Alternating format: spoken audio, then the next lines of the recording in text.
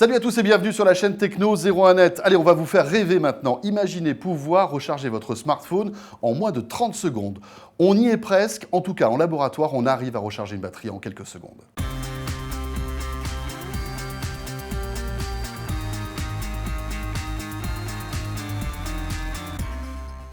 Et oui, c'est l'une des infos de la semaine qui ont fait le plus de buzz sur Internet. Cette jeune fille de 18 ans à peine, américaine, californienne, scientifique, malgré tout déjà une grosse tête, elle a mis au point un système de batterie qui vous permettra peut-être un jour de recharger votre smartphone en 20 ou 30 secondes. Bon alors pour l'instant c'est encore un peu de la science-fiction parce que là, dans ce cas précis, cette jeune fille a réussi à recharger une batterie pour alimenter une LED. Oui, donc c'est-à-dire une toute petite ampoule. Voilà, qui consomme très peu d'énergie. C'est vrai que pour un smartphone, il faut beaucoup plus d'énergie. Ouais. Mais c'est quand même pas mal. Alors elle a mis au point une technique à base de ce qu'on appelle un super condensateur. Regardez, c'est cette espèce de micro-puce que peut-être un jour on pourra faire rentrer dans un smartphone.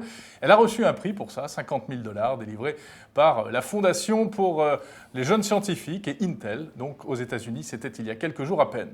Alors est-ce que ça peut vraiment marcher ? Eh bien, on a rencontré un spécialiste de l'énergie de la batterie en France. Écoutez-le. Oui, je pense que c'est un domaine de recherche aujourd'hui appliqué, basé sur des nanotechnologies et les supercondensateurs. Donc c'est quelque chose de réel. Donc le domaine de recherche est bien réel. La jeune fille est bien réelle, elle est bien mignonne. Et donc ça peut fonctionner. Mais ça touche aujourd'hui à des domaines de laboratoire dans lesquels les débouchés industriels peuvent être beaucoup plus longs et les appréhensions peuvent être beaucoup plus compliquées, notamment sur des notions de fiabilité et de coût. Donc je dirais c'est plutôt le passage de la phase labo à la phase massification qui peut être beaucoup plus aléatoire. Une batterie, même si elle met longtemps à charger, elle peut mettre longtemps à se décharger. Un supercondensateur peut se vider comme ça d'un coup. Donc là, on se retrouverait très vite à charger, mais très vite à plus rien avoir du tout. Des miracles en électronique, on en a vu, mais des miracles dans l'électrométallurgie, parce que c'est ce domaine-là, sont beaucoup plus longs. Alors par contre, cette découverte aujourd'hui pourra trouver certaines applications dans des domaines très pointus, mais on est quand même dans le consumer électronique, donc avec des exigences en termes de prix qui sont quand même assez importantes.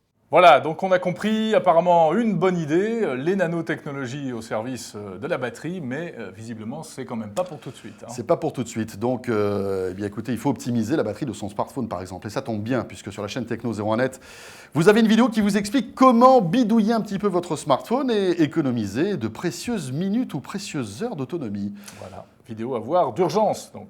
Voilà, la chaîne Techno 01net, toute l'actualité high-tech, on sera là demain bien sûr, à demain. Salut à tous, bye bye.